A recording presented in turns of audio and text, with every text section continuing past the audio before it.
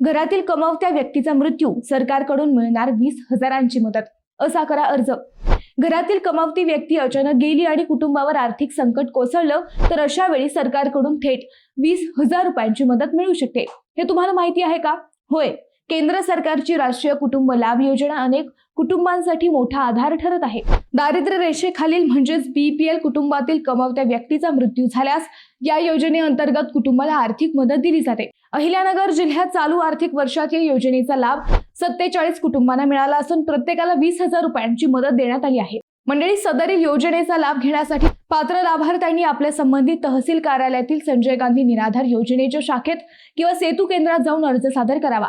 अर्जासोबत आवश्यक कागदपत्रांची पूर्तता करणे आवश्यक आहे.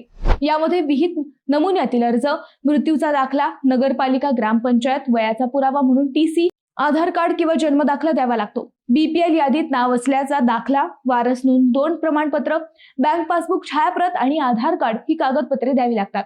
मंडळी, ही माहिती गरजू लोकांपर्यंत नक्की पोहोचवा.